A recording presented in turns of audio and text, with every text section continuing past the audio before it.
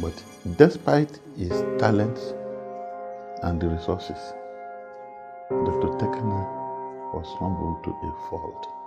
It's not easy to come by a husband and a father like that. Even if he was not at fault, for peace sake, he will say, I'm sorry.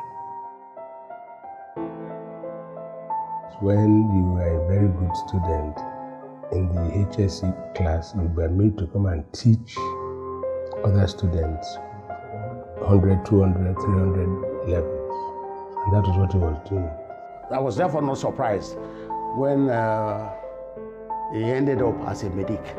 Not only was he doing well academically, he also was a sportsman and athlete. Patrick, at the age of 35, was diagnosed with having an intracerebral hemorrhagic stroke, a rare and severe medical condition.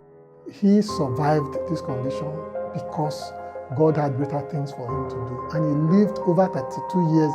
So it was really indeed a miracle for us that Tekenah survived it. It was a very shocking, traumatic time for all of us. I mean, it was so unexpected. He was a leader, and it affected him greatly.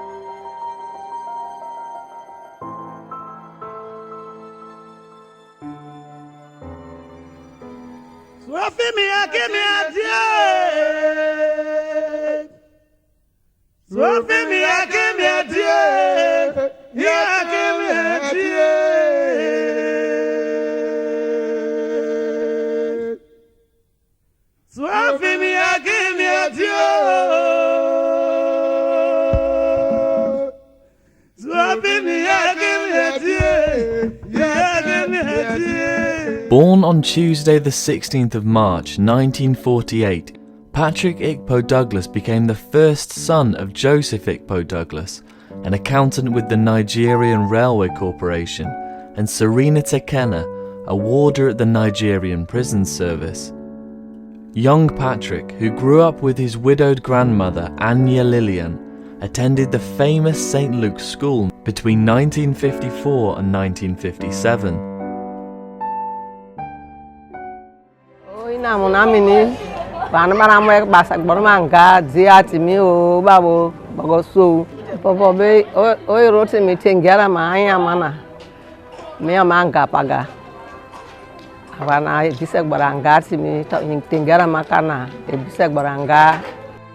With his grandmother, they are all stories of love, the love she showered on him. Before he would say one word, oh, my grandmother, my grandmother. In fact, she was the most important person in his life. So his mother, whom I thought was his grandmother, so that woman is a disciplinarian because of the way they took this boy, this way they brought up this boy. That's why Baba was able to get that type of a cool-headed character. We all attended this school in 1954, St. Luke's School. That was the year Reverend D. Okia died, and that was the year the crown Mingi 10. That was the year our 10th king, Alagwa, was crowned in 1954. So preserved it that they never allowed him to come and associate widely, not every time, with other boys. That's hardly you see Bobo outside. He's always around the vicinity. He's always around close to where he will be called only once. They don't allow him to even go and play outside, and people will now spoil. Okay, they don't use it, spoil him. Yeah, this is it's an egg. To associate with myself, I'm free. I was freer than him. We had Kokoma, we have that is a dance group, we have masquerade group, but all these groups, Bobo was not allowed to come, and he either, anytime you see him, he either reading in one of the rooms very close to the kitchen. And we have a club called Kokoma. We use plank and animal skin to make a drum. And we normally play that Kokoma. Kokoma is just like a club. A club. When we play, men and women will join and then dance during the Xmas or any important occasions. They drive that club from Ghana. Skulum zimi a church mi ma ba odi di prate mio church mio an mare ko na timi singara ma budunka ware ke botabe am no ma mie to atimi barma anga timi tere o bodo bate o bagwa mi on bago su bogeke bago su.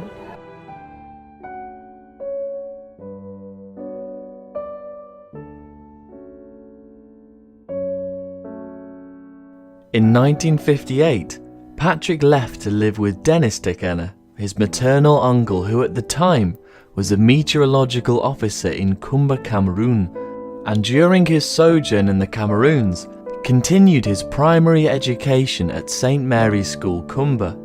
He told us lots of stories of him growing up, you know, being a very hard-working child and things, but of course we were not there to verify those stories.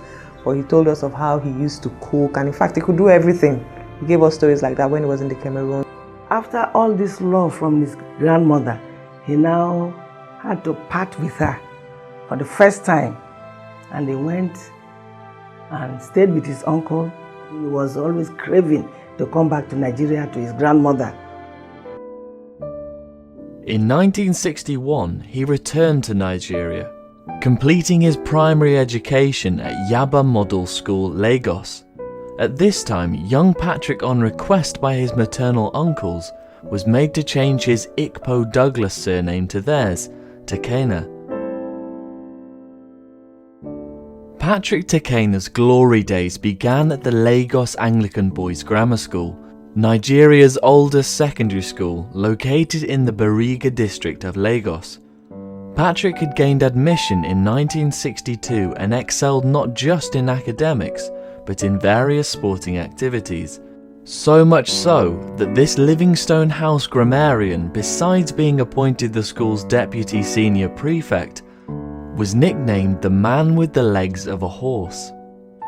He was a very outstanding student at CMS Grammar School. Not only was he doing well academically, he also was a sportsman, an athlete, school athlete. In those days, the secondary school athletics and circuit was very prominent in secondary schools. And when the school is doing inter-house sports, they invite other schools for maybe the visitors relay. And he was always in their school relay team. 100 by 400, 4 by 400 relay team, and anchoring the team too. So we met there on and off. I went to school at St. Fimbas. The same road leads to CMS Grammar School, Bariga. Flags. He was the sportsman. He was captain to almost all their sports, basketball, athletics. But he was a well-known sprinter. Inter-house relays. He represented Lagos State, in the relays and 100 meters. He was a fantastic sprinter. I was attracted to him then because he was an athlete, very, very good athlete, a sprinter when I met him. And he won so many medals, so many cups, Victor Ludodium so many times. He was the third or second leg in the relay team, and he got so many nicknames because he was a very fast runner. In fact, he won the Victor Ludodium, that's for good athletes. So that's a memory that he left in CMS. And up till 10 years, even 20 after he left, his name is still there. When you go Bobo de Lasso, that was what was popularly known as and they always believed that he had the power of a horse. The man with the legs of a horse, the leg also in Yoruba. That even when people overtake him, he would come and overtake them in a race, and he was always the anchor for the relay team. Like in his secondary school days, we heard of his sportsman days because he was a sportsman, a sprinter actually, and he loved playing football in school too. Also the fact that he was the deputy senior prefect in school, and from his stories and from other, his friends and other relatives who knew him at that time too, seemed to be quite popular in school because of him being a sportsman and also in his academics. He was 1 year my junior, and I got into CMS Grammar School in 1961. And I'm not too sure if I identified him as any distinct person in those early years. And I think part of the reason could be that I was a day student and he was in the boarding house. And the interaction, therefore, of day students and those who were in the boarding house ended, at the end of the school day.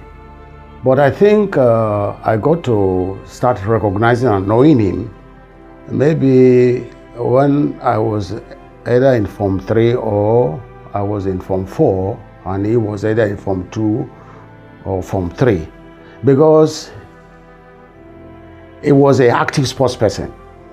He was an active sports person. And I can't remember the house to which he belonged, but he was very competitive. I didn't meet him in school, but I attended after he had left. But I heard about him even right when I was in school without having met him. My principal then, who was principal from 1972 to 1984, that Chief Israel Olowu, always talked about our brother, even when he had left the school. He said the principal was a tutor when Tekenah was in school, and he always talked about our brother as being an all-round and complete student, in that he excelled not just in academics but also in sports. He was the head deputy senior prefect in his time. And then at that time in CMS, when you were a very good student in the HSC class, you were made to come and teach other students 100, 200, 300 levels. And that was what he was doing. So if I was there, he would have been my teacher. Relating to his academic capacity, he was definitely a good student. I mean, there was no doubt about the fact that he was a good student. As a teacher now, I can describe him as say he was academically sound. He was very sound. And I am not too sure. I would have been surprised, therefore, if he did not leave Bariga with a grade 1. I would have been surprised. Because even those ahead of you, those behind you, you identified those of them that were smart kids. And Tekenah was definitely always, I think, in the top 10. In those days, we used to have Division 1. That is those that, Division 1, Division 2. But then even within the Division 1, those that had aggregate under 10, he was one of them. I was therefore not surprised when he ended up as a medic. In 1975, Patrick graduated from the prestigious College of Medicine, University of Lagos, having gained admission in 1969, and proceeded to the University of Benin Teaching Hospital, where he completed the year-long mandatory National Youth Service scheme in 1976. He was in, I think, in Unilag, doing medicine. I went to ABU for pre-med. That was 70, 71. So by the time I got to doing medicine properly at 71, he was already 2 years senior to me. In 73, we met again at the College of Medicine, University of Lagos. We met, and then the hostels were all outside. So around Surulere area, you have first year, second year, and they are set like that until the final year. Then they go into the college hostels. That was how it was. At a point, they now built hostels for everybody. So we all went to now stay together in the same place, and being people who have known ourselves all along, we are always relating and interacting. Then after that, he went to do his youth service in Benin. Benin, in those days, medical students had an advantage. They will go to youth corps with cars. They are the people that will have the best accommodation. Of course, they are already professionals. So he was in a 3-bedroom flat, brand new flat, UBTH. The few times I visited him, we used to travel in the night from Benin to Ogwashuku to Asaba to see his friends, and they were traveling. He had a swell time as a youth corper. No regrets. He really enjoyed Edo State. Patrick, in 1977, at the age of 29, tied the knot in a court wedding ceremony with his better half Victoria, a national youth corper serving in northern Nigeria. We met in Lagos on the 1st of July. I remember the date very well because we were having the wakekeeping of my grand uncle, Uncle Jonathan. He was in the army and he died. He was in Ijebu Ode, and they brought him to Lagos. And we were having the wakekeeping, number 32 Ilori Street, where we were living in Surulere. And April Olale, Captain Olale now, introduced me to him. He said, "Come and meet my cousin. Come and meet my cousin." He was so excited, dragging me. I was serving. I said, "Look, I'm attending to people." No, come and meet my cousin. He took me there and I met him. And that was it. That was it. How are you? How are you? What's your name? And that was it. 1st of July 1969. We courted for 8 years. The relationship got going again, especially when the Abba and him become husband and wife. I never experienced the negative things people talk about marriage. Oh, husband. In fact, it was blissful being married to him because God created him so well, and God created him for me. He was the only man that could have married me successfully. They are a loving couple, and they have encouraged very many young couples to live at peace. But one thing that has actually puzzled me all these years I've known him,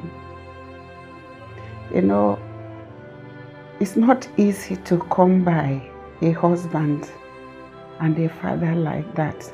I had the privilege of entering his house, his office at any given time, at odd periods. And he is so faithful a family man. I've never seen him in any compromising, situation with any female.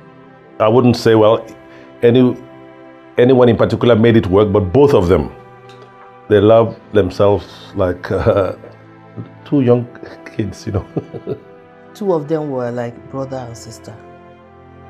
He was my husband, but he was my friend, my best friend till death. Even our children call us twins, those people. If you think you are reporting one to the other, you're wasting your time. He was my friend. While growing up, I don't think I ever saw them quarrel. I'm not saying they didn't have, arguments, but I never saw it. And for outsiders, I even had friends right from my secondary school days who were always telling me, your parents are just perfect. Everybody just saw them as what they wanted to be. Even though they had their own parents, they just felt my own parents were the better couple. As a family man, my Oga was 110% from where we stood, but like my husband would say, you're not the one that is marrying him. Well, husband and wife, they may do something else in the room, but when you see them out, they were always together, did things together, respected each other. 2 words to describe my parents' union: rock solid. Patrick, while working as a young doctor on the popular MV Florence Nightingale Hospital boat, welcomed his first child in September 1977 at the then Braithwaite Nursing Home in Port Harcourt, Rivers State, and a year and 3 months later his second, barely 2 weeks after he sojourned to the United Kingdom. The next time we met was in Port Harcourt when all of us came in qualifying. He was in Florence Nightingale. Well, as a father, generally I'll say he was a good father now, but at the time when we were growing up, me and my siblings, we actually saw him as a very strict father. I saw him as the enemy. Growing up, we disagreed on pretty much anything. Growing up, my dad was very, very strict. We were not allowed to do a lot of things at the time most other people were doing. So at that time, we would have described him as being a bit mean. He was strict, but at a later stage, when he saw that his children were grown, he decided to be their friends. He decided to be their friends. I know, I remember some time ago when AB and Ruth were in university, they used to complain a lot. My father was a very strict man. As much as he was a good father, he was really strict. And as any child growing up with a strict parent or parents, you don't necessarily understand why they do what they do. We couldn't do what our friends were doing, and because he was just so strict, he was so particular about reading your books, just, you know, what a child and a teenager would not like. Those are the type of things that he liked. When you talk of discipline in this home, they were disciplinarians to the core. All the children were put in shape, everybody in order in the house. He was a great father. He was a disciplinarian.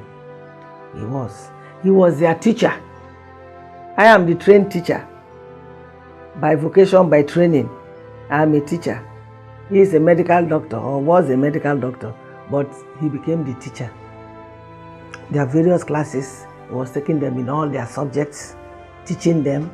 They never had an external teacher from outside taking lessons and so on. He would take me on my assignments and teach me things that ordinarily you'd expect him to have forgotten or at least have little memory here and there, but he was very brilliant. He loved his children so much. He was hard on them just for them to be good. I go to Woji to visit to see how he is faring. And I'll see him on the floor with young ABA, Ruth Ebitari. Wanemi was a baby then. You know, they had finished eating. He is ready with them with their homework and everything. That is the family man I know. And when he's coming back from work, then, you know, boreholes were not that common. His boot, you will always see water jerry cans, just to make sure his family is living in comfort. He's a rare gem. I don't think we have that many people like him. While in the United Kingdom, Patrick would go on to work at the West Middlesex Hospital in Hounslow, London, as well as in Sheffield, Liverpool and Middlesbrough, where a shocking and horrific diagnosis was made in May of 1983.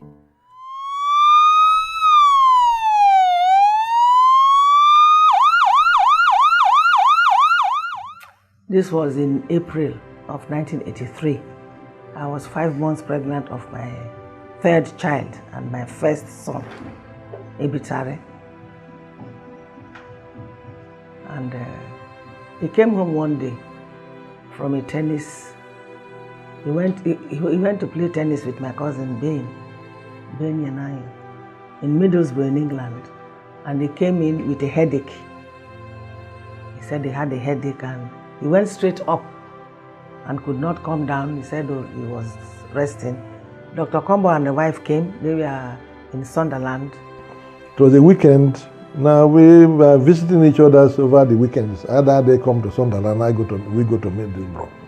That particular weekend, we came down to Middlesbrough, and then we noticed that, well, I noticed that while we were all in the sitting room, Baba was in the room, and the room was darkened because he said he couldn't see light, that it was very painful to him. He was in the room. Ever so often, I'll go to the room, we chat, we go out like that, and all that. Before then, I've not actually known he had blood pressure problems. The doctor came and said, no, let's go and see him. And when we went up, he had pulled the curtains because the sun was disturbing him. He couldn't even look at the sun.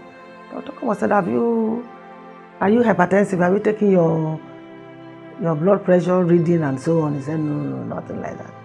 And well, to cut a long story short, he came downstairs and I saw him vomiting blood. He was coughing, vomiting blood, but he tried to hide it, and when I saw it, I screamed. I screamed and I said, no, I'm going to call an ambulance, you're not well at all. By the time we got to the hospital, I can't explain it. We got to the hospital and he just went into coma. By the time we finished and returned to Sunderland, we just phoned, oh please, we have got back home. And the reply was that Baba was now unconscious and was now in the hospital at Middlesbrough. And that took us all off guard. You know, here is an energetic man, a man you know is an athlete, and having a stroke means that he must have been hypertensive. Patrick, at the age of 35, was diagnosed with having an intracerebral hemorrhagic stroke, a rare and severe medical condition relating to a burst or ruptured weakened blood vessel in the human brain. He had what we call an aneurysmal rupture. Some people may have a defect in part of their circulation in the brain, and it's like a balloon blowing out from the blood vessel, and if the pressure goes higher, the balloon expands and ultimately bursts. And if it bursts, you have bleeding into the brain, and which usually was fatal. Stroke is, in the medical term, a cerebrovascular accident. It can be an ischemic, that is the blood supply to the brain. Any part of the brain is cut off temporarily for some time. Or hemorrhagic, that is, you bleed into the brain. Hemorrhagic is always a very severe form. He was there for 16 days and they were to operate on him. They made me sign all the papers and they told me so many things. If the operation if he came out, he would not be too normal and so on. They told me about 10 things that might happen to him. Maybe a vegetable for life. His sight might deteriorate so much. He may not hear well. He may not move well. He'll be moving sideways like a crab.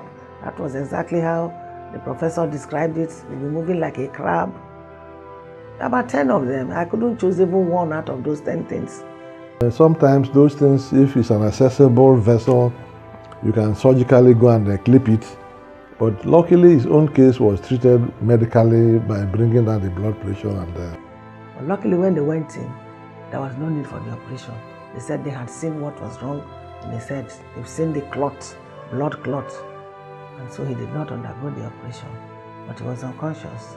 And when he came round, it took him some time. I saw him, I was in London. I went to Middlesbrough to see him on his sick bed.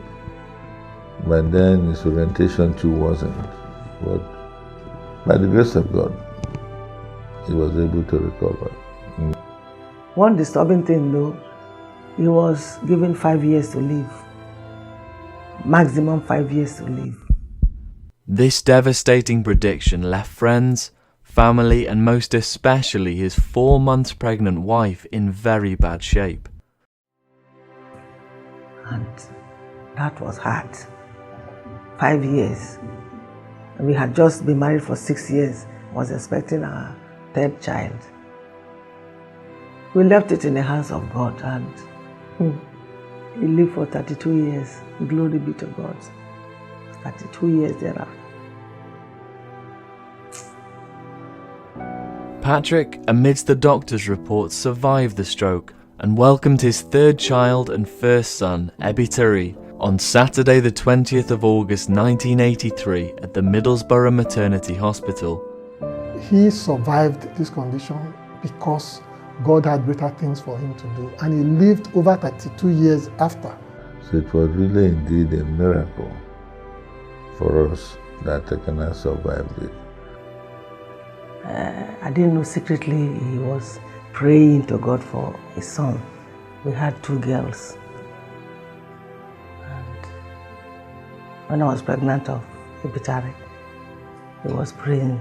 So when I had him and he saw that it was a boy, he went almost mad in the hospital. He's a boy, he's a boy, he's a boy. He was shouting all over. So the nurses, because that was the hospital he was working to, nurses said, yes, Patrick, we know you got this. I said, no, you don't know, you don't understand. He was so happy and he loved that son. Not that I didn't love his girls, but Ebitari was so close to him, and he gave him his name, Ebitari. In 1984, a year before he moved back to Nigeria, Patrick went on to study for a diploma in tuberculosis and chest diseases at the University of Wales, Cardiff. Patrick and Victoria in 1987 welcomed their second son and last child on the Good Friday morning of April the 17th in Hull, United Kingdom, where Victoria at the time was studying for her doctorate degree. He was a content man. In fact, growing up, if you wanted something and you made the mistake of telling him that you want it because everybody has it, you will never get it. In fact, you will get slapped for that.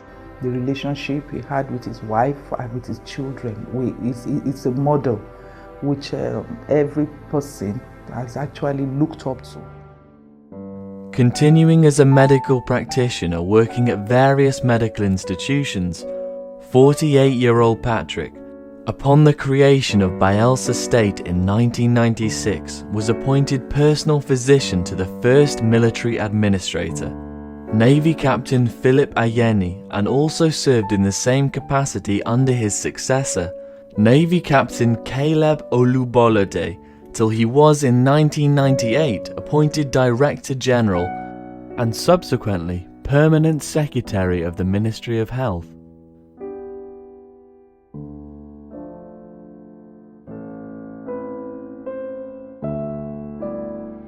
I call him my Oga. He's been my boss for a long time, I think, from my very early career. I met him and I think we worked closer when I was posted to Niger Hospital. I was the administrator in Niger Hospital when he was the medical officer in charge. As a boss, and he was a great guy. He was a very patient person. I never saw him lose his temper. And if you did anything wrong, he'll rather call you and he'll tell you in the office what you've done wrong or what he didn't like. There's nobody who has spoken ill about his work. He does his work meticulously with patience and tolerance. He does not close his work by the clock, but by the finishing of the day's assignment. For him, work was like a religion. Excellent. He never played with his job. We were professional colleagues, but I came close to him when State was created in 1996. That was when we started interacting very closely. And I discovered that he has a big heart. He was the permanent secretary in the Ministry of Health. I was in the hospital management board as the chief medical director. He was so accommodating. And the way he was doing his own work, he can really die for the name of that his work. I worked with him when he was the doctor to Ayeni. That was the first governor. I think that was how we came to Bayelsa together again. And he was Ayeni's doctor, and I was the director of admin in the board. And the board supervises all the clinics and hospitals in the state. So I think I worked closer again with him then. And I think it was from that point, because we're now closer this way in Bayelsa, I now saw another part of him that I didn't know before when we were in Port Harcourt. He was a very jovial person, and you know, he will make you laugh. But he was a very professional and thorough person. He didn't like loose ends. Anything he did to the end. He was a boss that everybody liked. He wasn't a bossy boss. He was a boss you could talk to at any time. So I think as a boss, as a career person, he was a great person to work with. And we came over to Bayelsa State here. Early in the year 1998, there was a shake-up in the civil service, which led to the removal of some of the first directors generals. The board permanent secretary was the director general at that time. And as some of the director generals then were removed, other people were appointed to take their place. I was affected in the removal, and he was affected in the new appointment. But when Chief JSP Alamiese became governor in 1999, he said those of us who were removed should be restored. And if that order had been carried out, definitely there would have been a surplus in that cadre. And so some of the new appointees may have been removed, particularly those who are not well qualified to get there at that time. You know what Dr. Tekenah told me? He said I should not mind that if the removal would be effected, he would voluntarily go back to his medical profession to create room for me to come back as permanent secretary. It was incredible. What a sacrifice. Even before he retired, when he was Director General and Permanent Secretary, he didn't take it upon himself like he's the boss where he is so he can go to work at any time. No.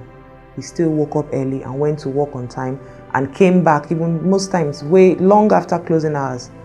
He wants perfection in everything. He doesn't give room, excuse for failure. So if that's an assignment, it must be done. Times he will sit and he say, look, Maxim, this thing is achievable.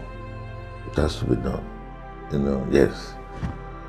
That's his attitude to work. There's no, failure is not an option. He distinguished himself in terms of work ethics. There was this period we came in and I had this appointment as the acting director of admin. I think then he was the PAMSEC in health, or was that before? There was a professional issue, you know, and a lot of people felt he should have taken sides with the other party because that party was from his side, you know. But he stood his ground and he said, no, it wasn't family. This was a career decision, and I know he stood by me that period. He's a senior professional colleague, and then beside that, he's one person that with all of us as medical practitioners, we actually have looked forward to him. And you also remember that a few years ago, the Nigerian Medical Association Bayelsa had him as a medical elder, and that's the honor that we give to those who have distinguished themselves in the highest form as far as our profession is concerned. He was a workaholic. Despite his medical condition, we are told he will live for 5 years. As the years were going by, we are thanking God every year. He was a workaholic. He will stop at nothing, and a perfectionist at work. Being born into a Christian family, Patrick's religious background influenced his marriage, career, parenting, and interpersonal relationship with others. Sir Dr. Tekenah, you don't need to say much about his personality and character, because mere looking at him, you see humility, dint of hard work, integrity personified in the person of Dr. Tekenah. You will hardly see him getting annoyed. All the time, he's either cracking one joke or the other. I know him as a gentleman to a fault. He was a total gentleman by nature and likes things being done by the books. I remember in 1988 when I came to Port Harcourt with a friend to look for admission in the University of Port Harcourt, and I told him I wanted to use his car, the Mazda 323 then, or a Volvo. He had two, there were two cars in the car park. He told me, have I gone for a driving test? I said no, but I know how to drive. He said no, that you must go for a driving test. And this is a complete gentleman to the core. He's one of those people that we can recommend to others to emulate in terms of how he lived his life, in relation with his family, the marital life, the family life, unlike several persons, even though they will claim to be Christians, whose families are in shambles.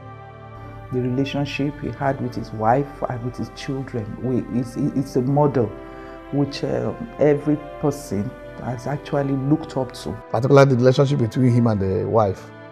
He wouldn't even know that it's just husband and wife. They are more than that, as a friend who knows each other. And the way he relates with the children tells me that his family is a happy one. There's no success if you are not successful in the home front, and he was really a successful person because even in the home front he excelled. Deep down, my dad had a lot of faith in God. He believed in God, and he tried to show us that as well. He tried to make us believe in God. He was a true Christian. To look at the fruits of the Spirit in Galatians 5:22 to 23. In church, there was a sermon about this, and I just remembered my dad because he exhibited most of these qualities. My dad was kind, he was gentle, he was full of love, he cared so much about other people. He was very peaceful. And my dad also was a very principled man, very upright and upstanding. He was an honorable man. He tried his best to lay the foundation for a good Christian home for myself and the children. But I think what strikes me the most about his Christian life is that he tried to live the life he preached.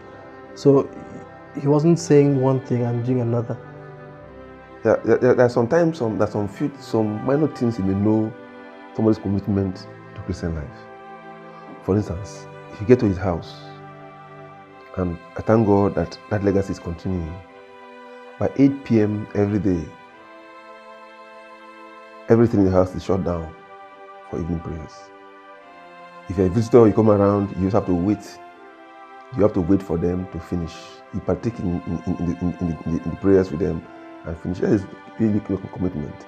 Grandpa likes praying for us. A few times I had come in, stumbled on their devotion, and he was taking the lead in the family devotion. So he was actually the spiritual head of his home. Right from when I can remember, he took church seriously, always wanted to, organized morning devotion, evening devotions like that with us. And he brought us up like that.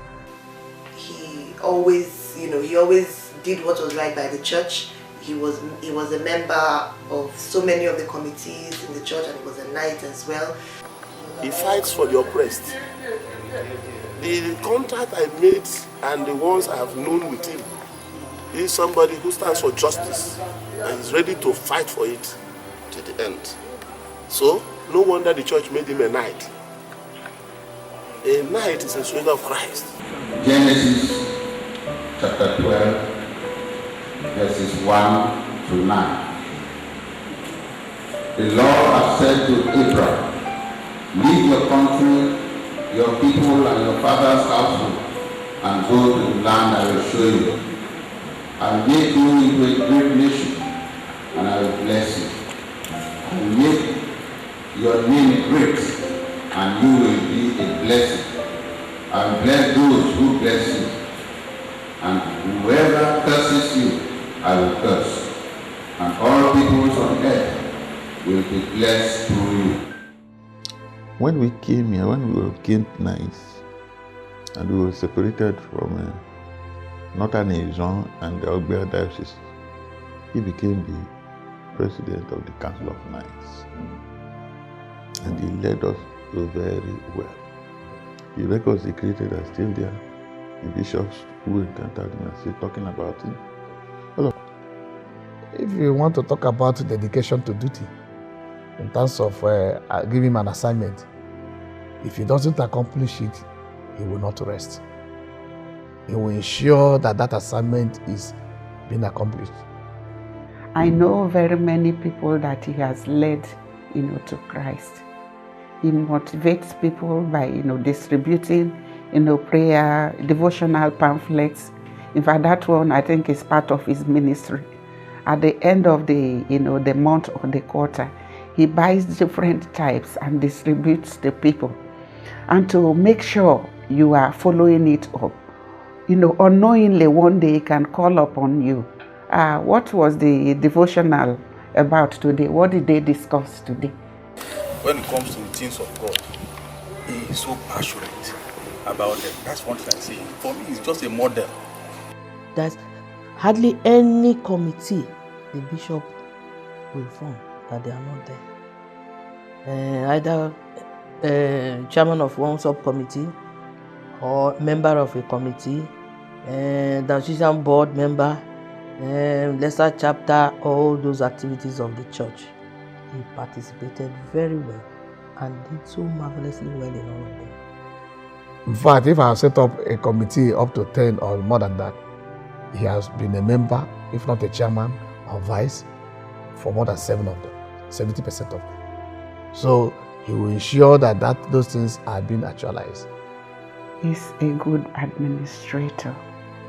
In a circle like that, everybody is an adult. Before you become a knight, you must have risen to a particular level. So we all have our own ideas.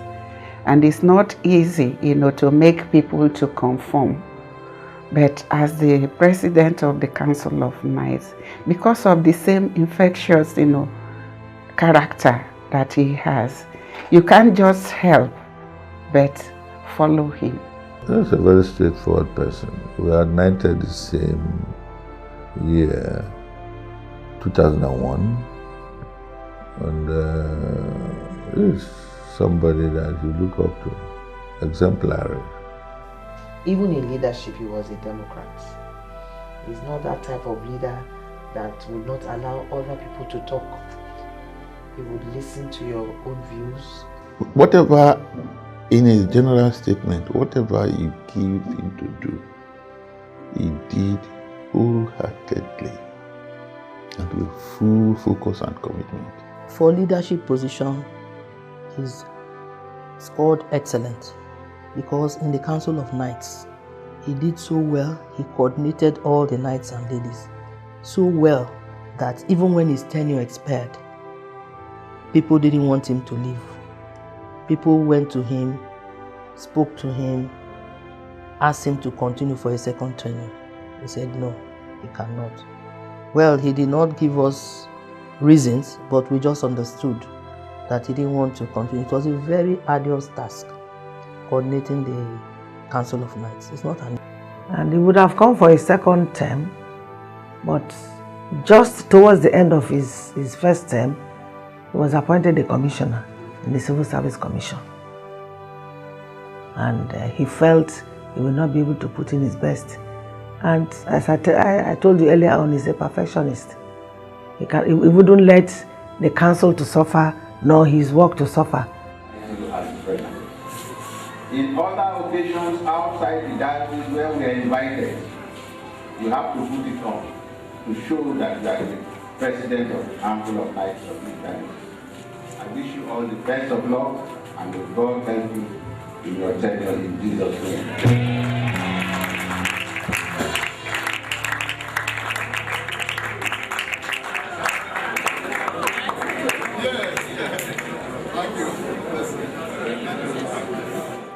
Because we already know him as a knight. And so many other groups, even the AYF, the choir, is a patron to all arms. I know being patron in any of these arms is to give support morally, spiritually, financially. So that is to tell you that Dr. Tekenah decided, in fact, he brought out himself to the service of God and humanity. He is patron to several organizations in the church. Is it AYF? Is it the choir? Is it the boys brigade? Indeed, he's a father of all. And in all these things, he contributes greatly. No, the boys brigade is only an arm in the church, and one small arm, mainly by children. And for anybody to come down low to work at that level, you already know that he's committed at the entire work. He joined the boys brigade in River State before Bayelsa State was created. So as he came over here, he was one of the oldest boys brigade patrons. Sir Dr. Patrick Tekenah started his boys brigade career in River State in the early 90s as a patron. And when Bayelsa State was created, at one point he became the deputy president in the state council, and he was equally made a state patron. A member of several professional and religious institutions, Patrick was to many a role model, a man of various virtues worthy of emulation. He loved the boys brigade because, you know, the aim of the boys brigade is to bring up the boy in the fear of God. That's so he loves that organization so much. He gave up everything. He gave up his time, his money, his talent for the boys brigade. Mostly in the boys brigade, even where people see it as children thing, he sees it as an avenue that we can use to capture youths for Christ. You see in Bayelsa, some persons sponsor violence, buy guns for people, but he decided to buy Bible for the youths. Today we have over 12,000 boys brigade members. He is instrumental to most of these members coming out from criminality, and today they are enjoying their freedom in Christ. About 12,000 youths in the boys brigade all know him. They all knew him. He was so affectionate and would behave as if everybody was somebody important. Because after leaving as president of the Council of Knights, he was still involved in all the activities. He was a what do they call church worker, one of the people who collects money in church. He did all that until his last day. If it were some people as he has left this office, he will say, okay, I won't do these things again. But he continued to show you that dint of humility in him. Very humble man. He serves as usher, steward, as big as he is. He will come and be putting people, ordering the church so that the church service will move smoothly. His goodness went beyond his family. He was actually an embodiment of humility. I think as a young man, by interacting with him, I learned a lot of things. One is humility and his accommodating character. No matter how young, how old, how big, he can cope with every kind of person. He never discriminates in anybody. No matter how you are difficult, he will always cope with you. Dr. Tekenah can fit into every class in the society. You can be a little kid, a pauper, a beggar. He will see you from afar and he will be the first person to call you, to greet you. But despite his talents and the resources, Dr. Tekenah was humble to a fault. He was one man that was humble, and he actually taught me what humility is all about. That in spite of who he is, his achievements, and even the age differential, it was difficult. He just treated everybody as if you were equal. There was no time you would come into his presence and feel inferior. Tried to make sure people come together, tried to, as far as it was concerned, everything was going to be egalitarian. Everybody was equal, and then you now have to prove yourself. That is approach to life. He was a good man. Playing with anybody, both small, big, anyhow you be. He was a good man anyway. Tekenah can adjust to live with everybody. That does not mean that he will forgo his own principles. But when he will not allow you to overdo anything, he will tell you straight, without missing words. I found in Tekenah a fine gentleman. Sometimes he surprises me. The humility I saw in him, a personality that high, that trained, and I think his humility was born out of thorough training. When somebody passes through the university, they used to say, in character and learning. During the Father's Day celebration, he acted in the drama presentation of the men as Jesus Christ. And when we look at the drama sketch, The Good Samaritan, we saw late Sir Tekenah playing the role of Jesus Christ as if he was the one that wrote the scripture. Me, I used to say after Jesus Christ is daddy. That's what I used to say because of the way he behaves. Growing up with such a principled man, I think the character or virtue of his that has rubbed off on me the most would be his respect for people. He's taught us a lot about respecting people. And he has a special name he calls everybody. His name for me then was Glow. And he would say before Glow, there was Glow, remember? There was this name he used to call me when I was much younger, AB again. Because whenever anything goes wrong in the house, like they come and go to the kitchen and see a broken where it must have been AB that did it. So AB again. When he sees me, you can see he was always happy.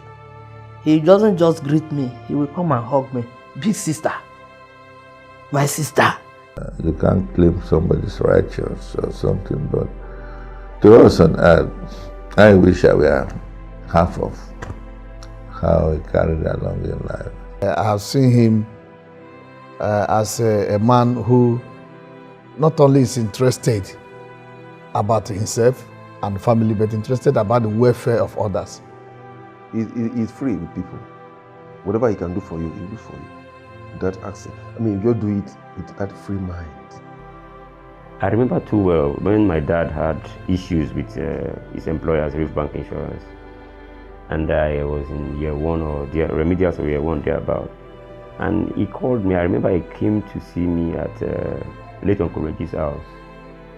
And he told me, just at the foot of the stairway, he called me and told me I shouldn't disturb my dad for anything. And he didn't just end there, he matched his words with action, and he dipped his hand in his pocket. He gave me my school fees and gave me pocket money. And I found out that all through the period my dad had problems there, I never lacked pocket money. Nobody knew I was going to school, I was eating large. He was always there. When you are in problem, he will always assist you. As a medical doctor, when he was alive, I never, go to hospital on my own. When I'm feeling some symptoms, I will just explain to him. He will look into it. When the drug is not available, You will write the drugs, say I should go and I will not use my money. You will use his own personal money to give to me to go and buy the drugs. And if the drugs, then the sickness is still there, you will send me to hospital. The experience I keep playing back in my mind was when both of us had to be admitted in his living room. She was ill and I was ill. And he put mattresses on the floor for both of us to sleep in the parlor. And he was dotting, he will run out, he will come in, he will run out and he will come in, just making sure we're fine. When I had the stroke, the first person that my daughter thought of calling was Dr. Tekenah. He took me to the hospital, and from that day, he calls me in the morning to ask, "How are you? What is your BP? What drug have you taken?" In the evening, he will call again, I'll tell him. He came like a light. And like the Bible would say, when a light is put on the hill, it's not hid. It will shine light around. He trained as a doctor, medical doctor.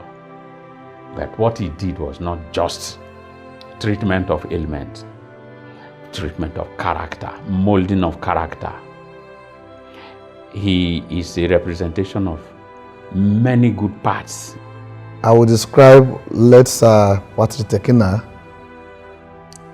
as a God-fearing Christian, a man of a strong character, humble at all times, and a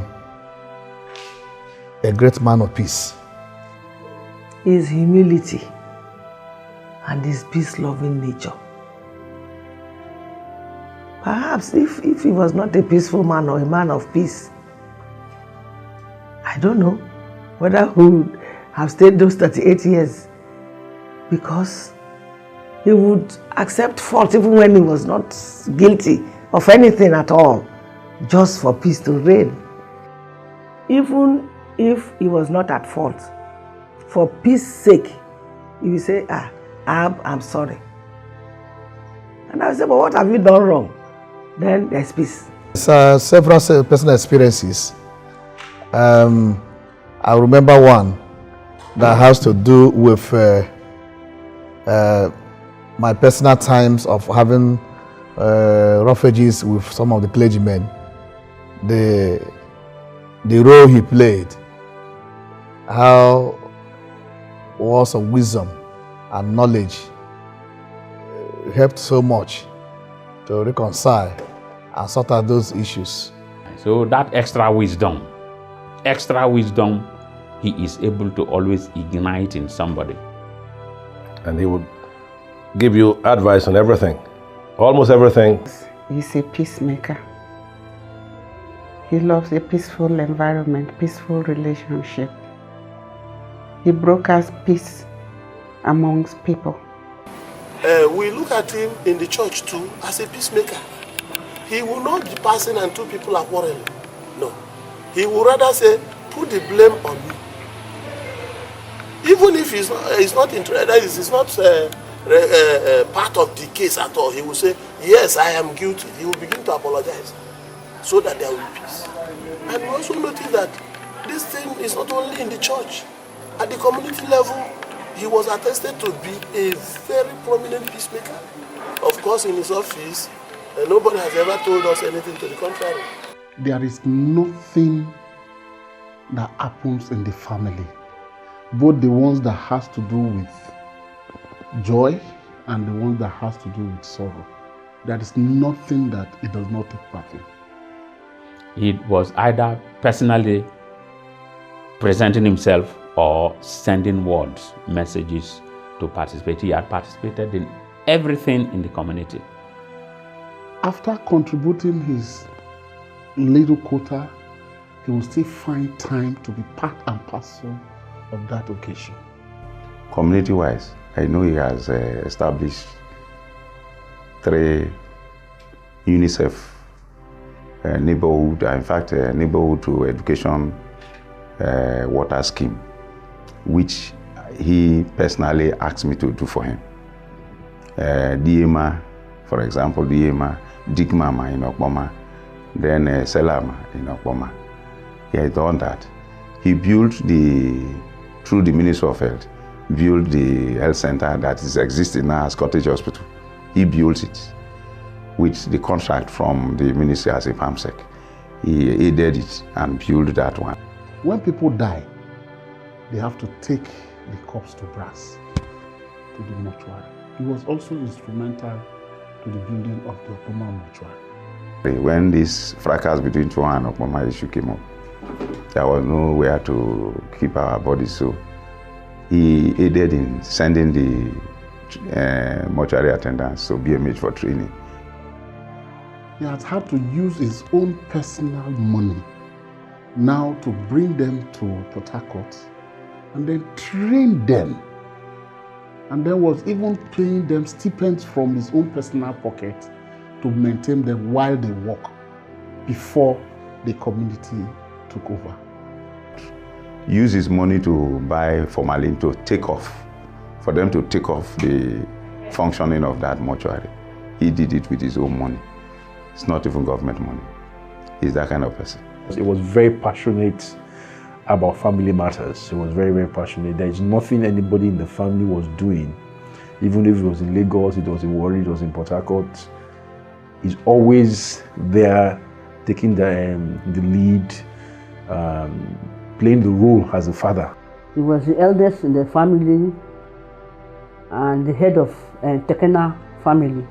Here I met a man who was a blend of the academic as well as home training, well brought up. I think he received very well the home training he got, brought in the academic knowledge, and he was in depth, real depth. He had depth if it comes to relationship and character.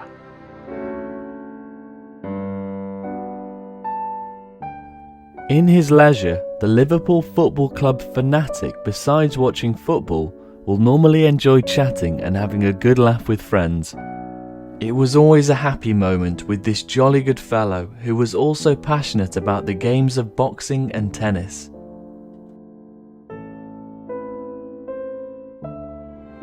Bobo, my husband, was an indoor man. Most of the times we used to sit together watching television. And the television station, you can guess, football. Football. He said he used to play lots of football when he was younger, though we didn't see much of that. But I know he really liked sports. He watched football like all the time, Premier League, Champions League. He was a strong or serious fan of Liverpool Football Club.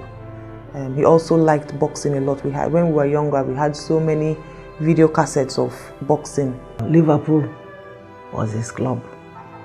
And I was forced to even know the names of all the players, their past managers and so on. Despite the fact that I would tell him I'd lost interest in soccer, he would tell me, sit down and watch soccer with me, and we would watch.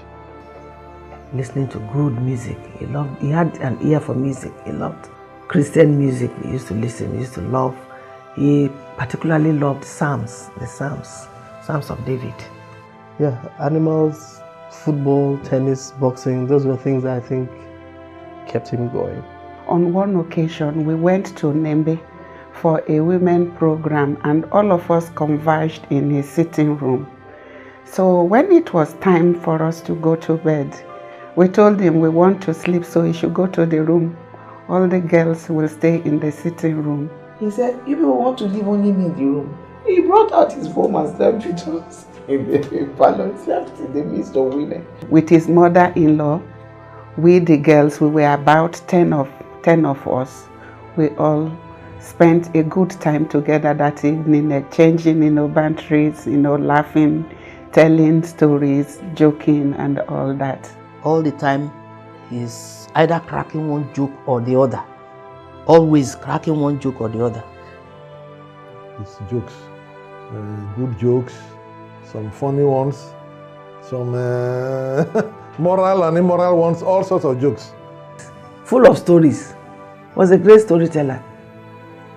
He could repeat stories up to 20 times. At times I would say, Bob, I think you've told me this story up to 20 times. Hear it again. He could tell you the same story over and over again.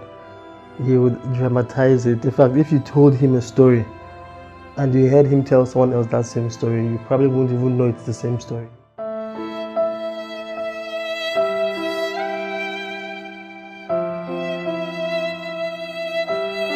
In May of 2011, disaster struck. Ebitari, Patrick's third child and first son, was found dead at his Sheffield residence in the United Kingdom. Ebitari had reportedly died in his sleep in the early hours of Thursday the 19th May 2011. 27-year-old Ebitari, working in Sheffield with BOC Group, a multinational British-based industrial gas company, was in the coming months to move to the West Midlands city of Scunthorpe before his tragic demise. This loss literally broke Patrick in pieces, as he was most fond of this intelligent, likeable, promising young chap, a true son he definitely was indeed well pleased in. To be breaking the news of the death of his son was another experience. And what I saw in him is a man whose trust is always in God. Was able to receive it with an understanding of God having sovereignty over everything. Though it was painful because it's a son he loved so much. Even to lose a day-old child, you don't forget. Not to talk of a child, that had grown and you had all your hopes, on him that he was going to carry on. Yeah, when Ebitari died in 2011, it was a very shocking, traumatic time for all of us. I mean, it was so unexpected. He was not sick, there was nothing, so it just happened and the shock was just too much. It was very sad. He was well and fine. I had spoken to him late into the night. There was absolutely nothing wrong with him. He was full of life, in his normal way. So for the police to come to my door the next day to tell me he was dead was a shock. Ebitari, my son.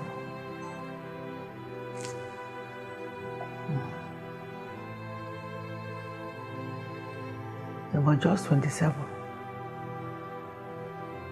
A promising young man, an engineer, working with the British Oil Company. Was posted to Sheffield and was even posted out to go to other engineering plants to work and so on. A charming boy. Ebitari too, just like his father, was loving, full of love. Ebitari gets into a room and the room instantly is lit. He has that infectious character. He can't be here and then everyone's dull. So yeah, that was pretty much who Ebitari was. He was a happy boy. He didn't have any issues with anybody. He was very friendly. He was just that person you would call when you're down and, he would just lift you up.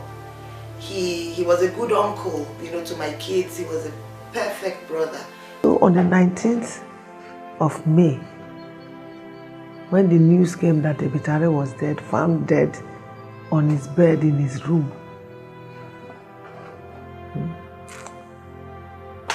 Well, we've taken it. My husband and I mourned him. We mourned our son. I can say today boldly that Dr. Tekenah's spirit died when Ebitari died. But as a man, he has to be strong for his wife and the family. For my father, it almost seemed like he changed after that. he was, how do they describe, like a broken man. He changed.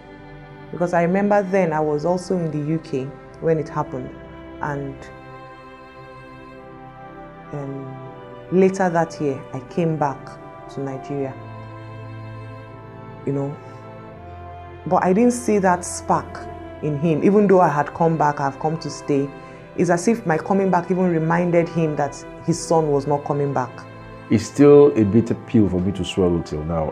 But when Ebitari died, nobody expected it. You know, it was somebody that spoke to his parents the previous night, and suddenly the next morning he was gone. Losing him was a big blow to us, the immediate family, and to pretty much everyone who knew him. I remember days after he had died, I went on Facebook and there was a group his friends had created about him, and in such short time there were like tons of messages, people writing to say it's not true, they can't believe it. Like no one pretty much could understand what happened. And I think that's what made his death very disturbing, the fact that there was no known cause of death. I think it took a real toll on him. I know that was the saddest I'd seen him in all my life. From where I was, I think he saw Ebitari as the person he was handing over the family to. So for Ebitari to have passed on, I think it was a very tragic and sad thing for him. By tradition, it is expected for a child to bury his parents, not the parents to bury the child. In some traditions, I think in Nembe tradition, it's even a taboo, you know, for parents to bury their children or their child. He was really down, and it affected him greatly. When we went to Middlesbrough to bury the son, the first son, when we went to the funeral parlor and saw the body lying down, at the point I was left, both of us were left alone with the body. There's something he said, and that was when I knew that he had broken down. He said he thought the son is one that's being the senior son, will be at the forefront at his own funeral. But now it's the reverse. He's not the one that is burying his son. The day of the burial, after the coffin was lowered into the grave and it was time for us to move, it did not move. So nobody moved. We were there until the workers came and asked us to move. So the crowd started moving. Then he turned around. I was still standing there with him and about 4 of us. He turned and looked at him and said, "Atoyin, so we are leaving Ebitari here and we are going." I held him and I said, "Yes, we have to go."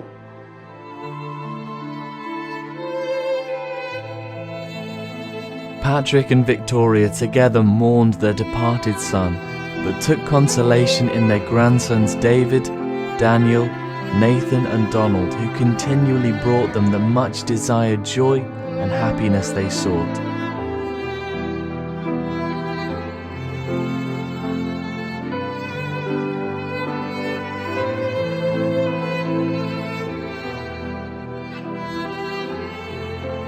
Wonderful grandfather. We, as I said before, we the children saw him as a strict father, but I don't think the grandchildren will say that if they could talk about him, because as a grandfather he was like very doting. My grandpa was kind, loving, and spent time with us. Grandpa likes to play with me. It's like allowing me watch cartoon. He doted on them, he spoiled them. He did not spoil his children, but he spoiled these 4 boys that we call our 4 soldiers. Yes, he loved them. And they are still talking about him. They said he's in heaven, but he will come back. I said yes. So they are still waiting for him. He was a grandpa. I remember the time he came to spend Christmas with us. I enjoyed myself. He was kind and he gave us lots of Christmas presents. But the sad thing, we can't see him ever again. But at least we got Grandma.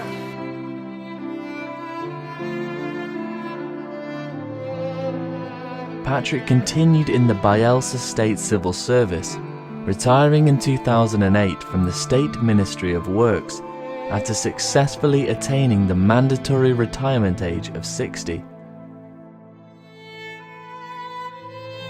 Patrick, after retirement, set up a livestock farm which he managed with his wife till he was appointed Commissioner 1 at the Bielsa State Civil Service Commission in 2012 by Honourable Dixon, 4th Executive Governor of Bielsa State.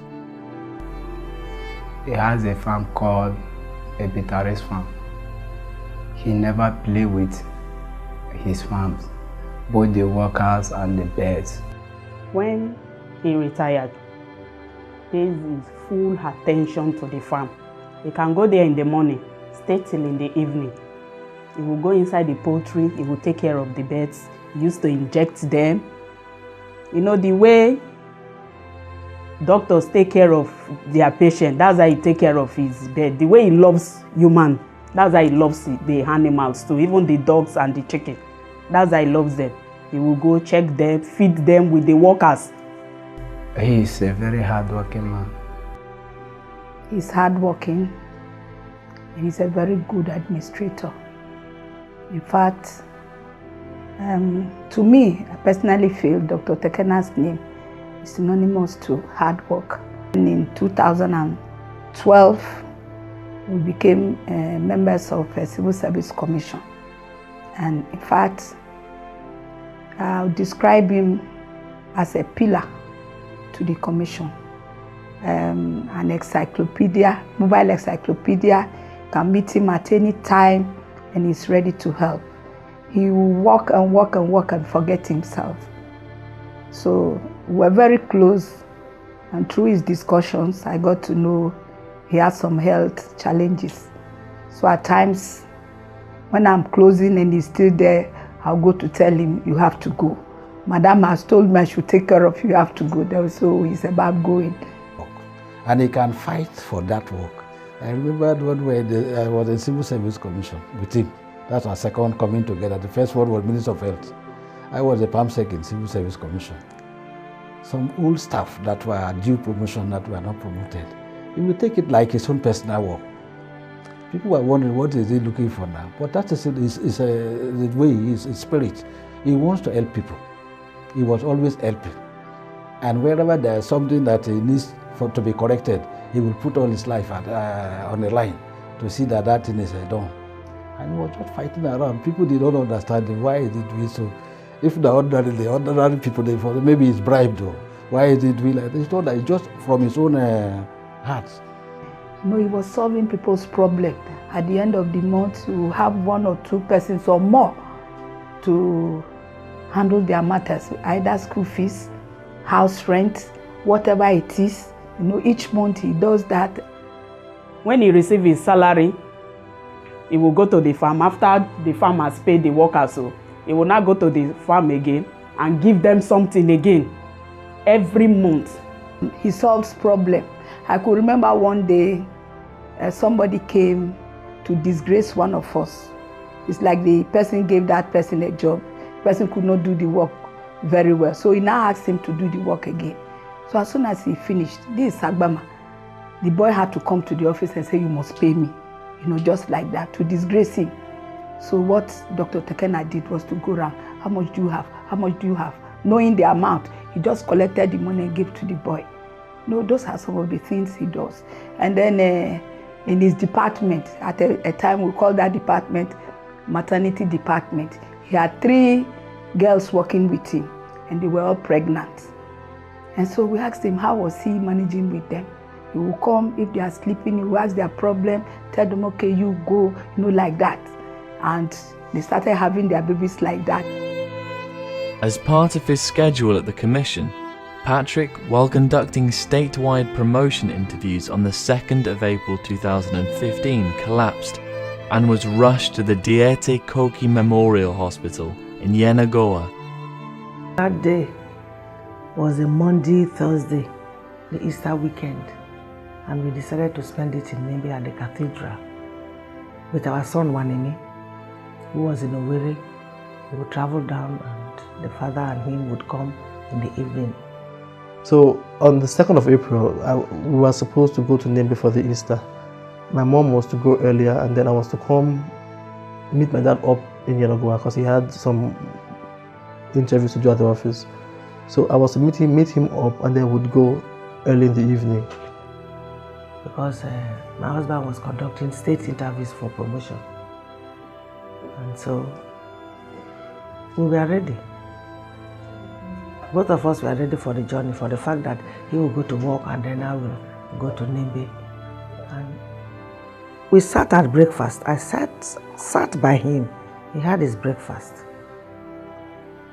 Chatting as usual. Then I walked him up to the door and said, bye, see you in Nimbe, see you in Nimbe. And he entered his car and went to work. I'm the personal driver to him. Morning and evening, I'm the personal driver. That day, that fateful morning, we left the house down to bank. Very healthy. No complaint. We left the house to the bank. From the bank, direct to the office.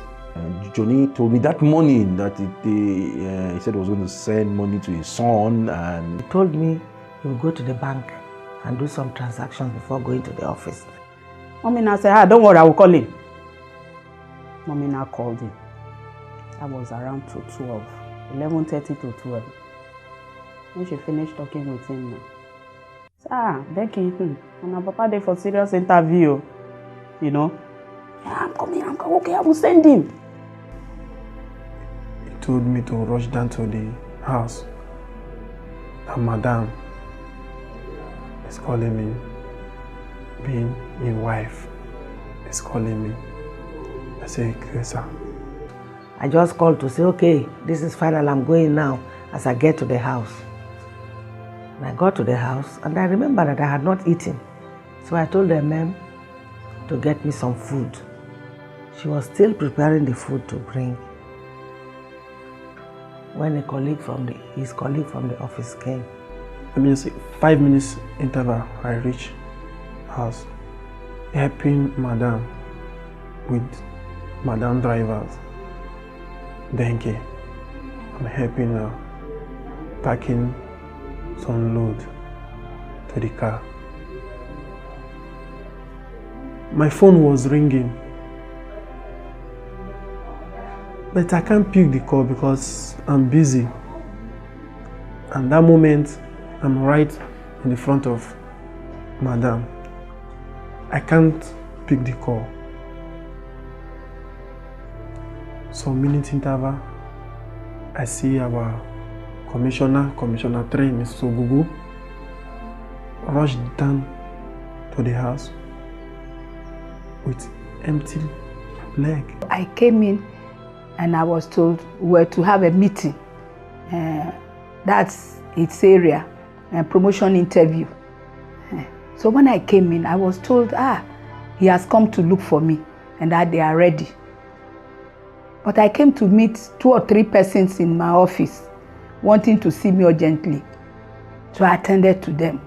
While attending to them, I was attending to the last person when they say, Madam, come, there is problem. Which problem? That Dr. Tekenah had problem. So I now had to run.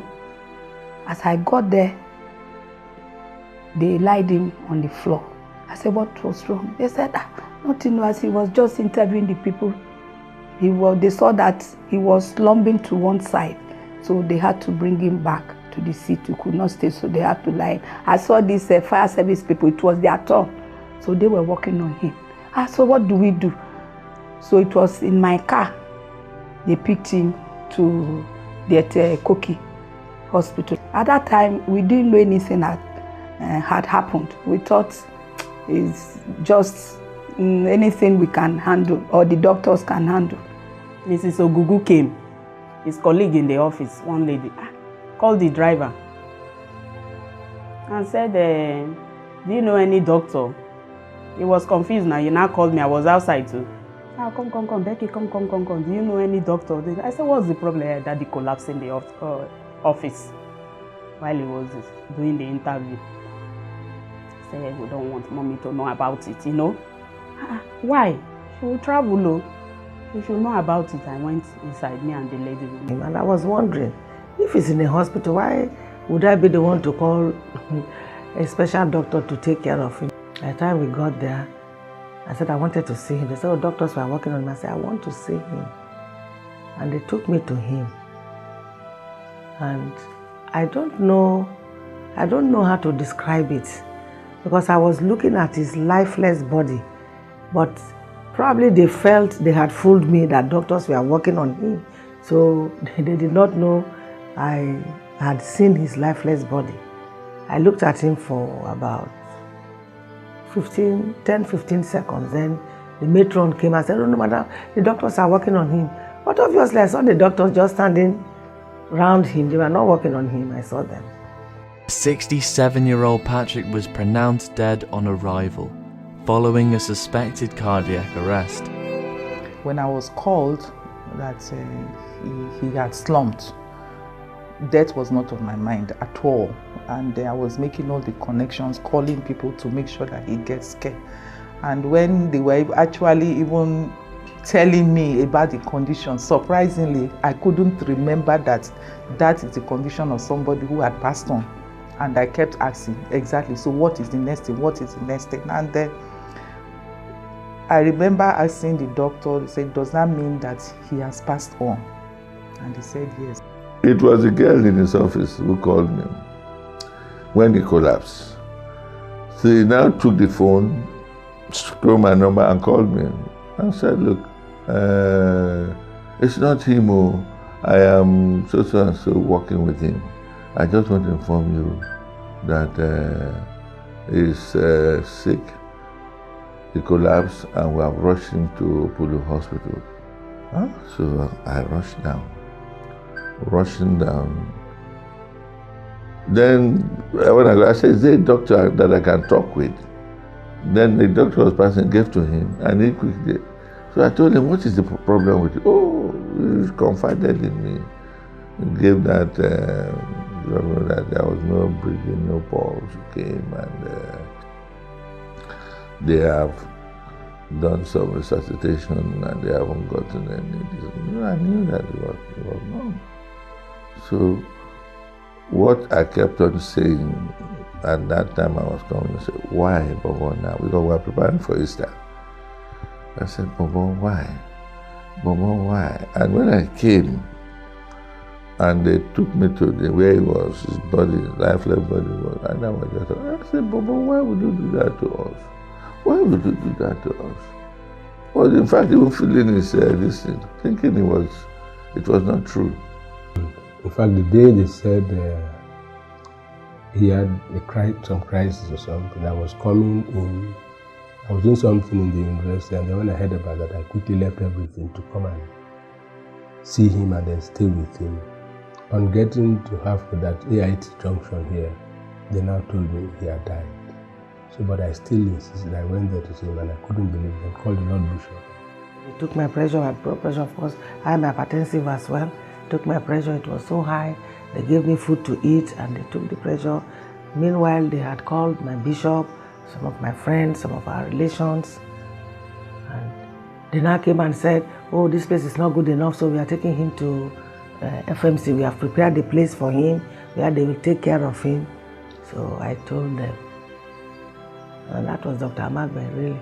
I said, Maxine, we are taking him to the mortuary. Look, just go to the house, you will change your clothes and then come to FMC. Later they said that he was in the office working. He collapsed and I've taken him to the hospital. My first question was, where's my sister? But the person wouldn't know my sister. I said, where's the wife? He said, the person doesn't know. I said, okay, I'm coming. And I now saw her calls. Since I've known that happened, I started seeing her calls. I couldn't answer her. So what would I tell her? Or what would she ask me? And what would I say when I answer her call? So I didn't answer her. I came to the hospital. the Koki Memorial Hospital. I didn't see her. I went to see the body first. Then they took me to where she was. She told me, she asked me. I said, I don't know. I said, they said they want to take him to hospital. Funny enough, those people who were there, who ought to have told her, couldn't face her. And they pushed me to say, take her home and go and tell her. So I told her, let's go home. She started worrying about his health. I said, Dr. Magbe is taking him to FMC where they have better facilities. Let her just go home. She said, Uji, are you also lying to me? At that point, I couldn't lie to her, so I just turned away. I couldn't answer her. She said, he's dead. Are you also lying to me, OJ, even you? They have told me responsibility to ensure that she hears before they get to the house. I had to call the bishop. He said he was already at the hospital. From the time he left the house and the time he died was barely 2 hours. For a healthy man, it's that shock that really weighed me down. It weighed me down. But it was the shock that I barely walked him to the door and he barely walked from life into death. So when I heard that he has died, I couldn't believe it. And as a shocking news, what I did was to rush down to the place. And when I saw that it was a reality, to be candid with you, it's one of those things that we say we cannot query God. Otherwise, we would have been tempted to. So it was shocking because there was no notice. That was another shock. I was told about it a similar way I heard about Ebitari's death, and it was just shocking because we had spoken a few days earlier. He wasn't ill. I was in Lagos at the time when I got a call that he collapsed at work, and I heard it and I felt okay. So where is he now? Which hospital is he now? And the next thing I heard was he was dead, and I was in shock. And it was quite traumatic. I just couldn't believe it. I have lost 2 very important men in my life. It's very sad.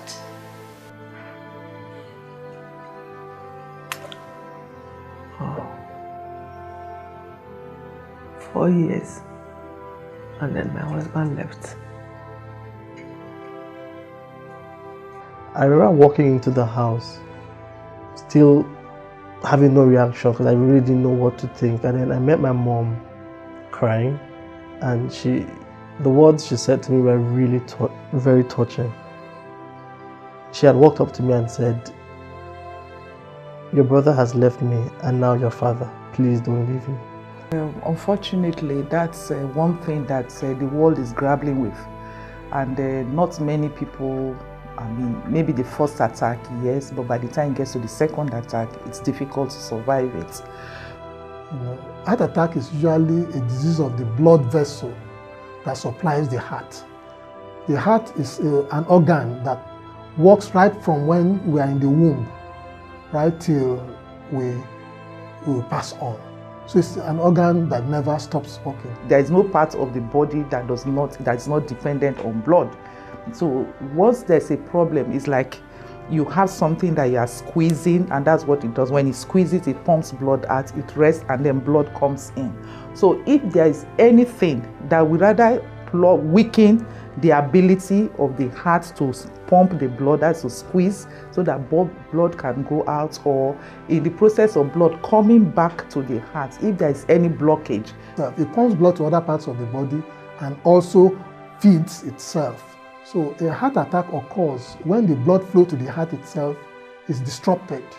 Let us look at it in terms of as if it's like a pipe, pipe that water flows. So if there is anything that will interfere with the passage of the water, which in this respect is that of like the blood, then you have issues with that. So if then on the heart as it were, because it's a structural thing, so if there is any defect, if there is any damage to either the muscles or even to the valves, what we call that opens up for blood to flow, all this is will cause problems. If the doctor's reports were anything to go by, 5 years. From 5 years, he lived for another 32 years. I thank God. I really thank God. He was laid to rest a month later on the 2nd of May 2015 at his Beulah land residence in his hometown. Yes, his demise came as a rude shock to us, and I think that was demonstrated in the way the Boys Brigade family was represented at the burial. Okay, and during the burial ceremony, you know, the performance by the Boys Brigade was complete, full testimony of what it meant to other people.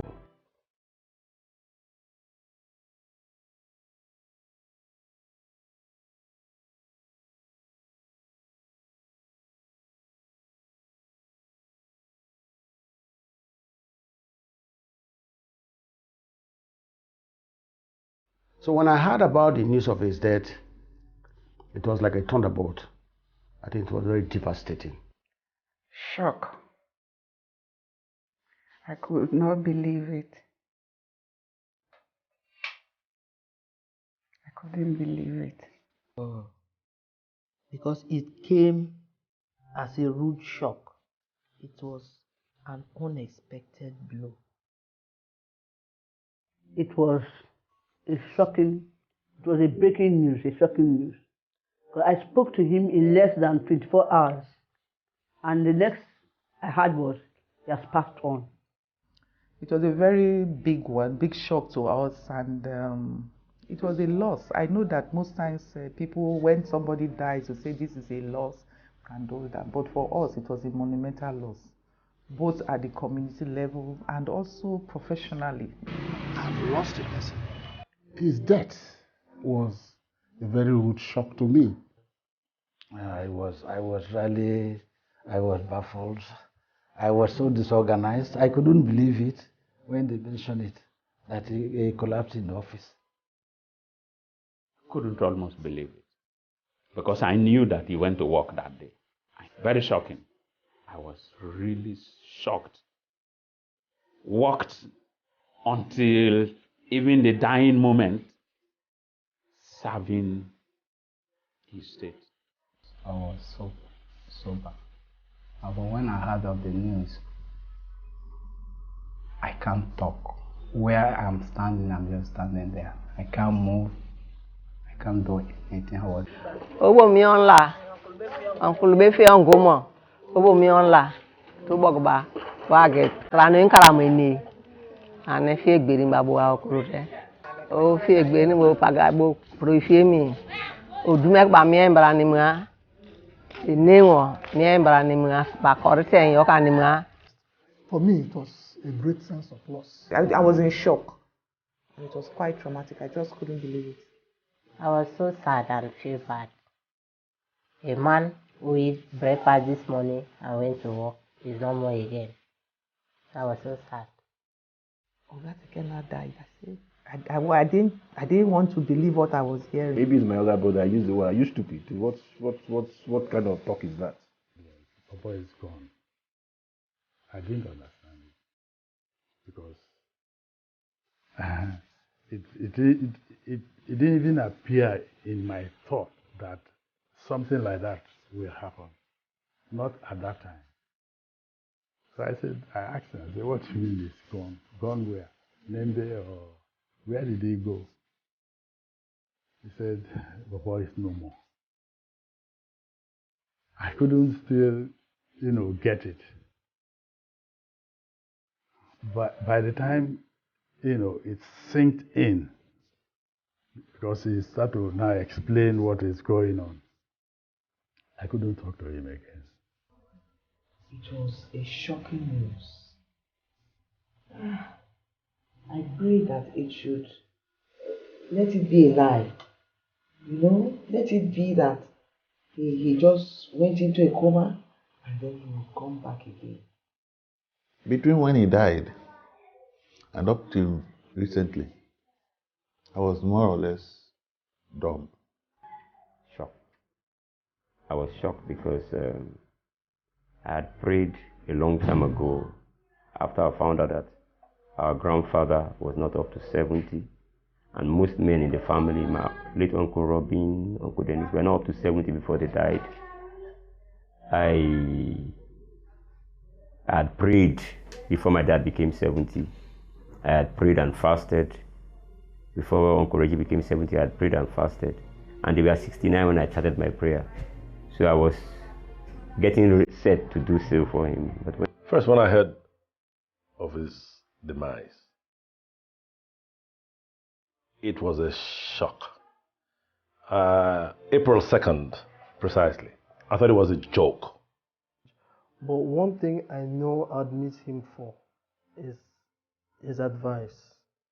My dad can advise even from a group of babies to a nation's army. He had something, he had something to tell everyone. My dad encouraged me even when I thought I couldn't do it. You know, he saw me, he gave me those words, you know, to keep me going. He made me believe that I could do it. So to actually get to the end and for the graduation he wasn't there, it was like something massive was missing. I would have loved him to be there, to see me graduate with a PhD. My dad couldn't work, he couldn't come for the ceremony. My mom came. And he said he wanted to live the moment as well, so I should keep my graduation gown for an extra 2 weeks. And it was really expensive to do that.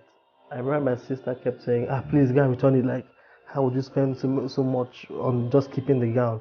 When he comes, we'll tell him something happened. And luckily, or thankfully, I kept the gown for an extra 2 weeks.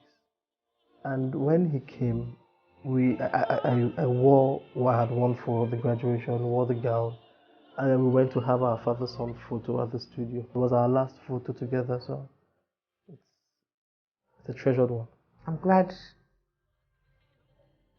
he was there for my wedding. At least we had our father-daughter dance. I was not tired of the marriage. Could have gone on for another 38 years.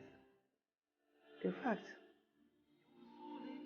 I was, and I'm still a lucky child of God to have been married to Bobo. If there's marriage any other place hereafter, I will take my vows again. I do. And it will be him.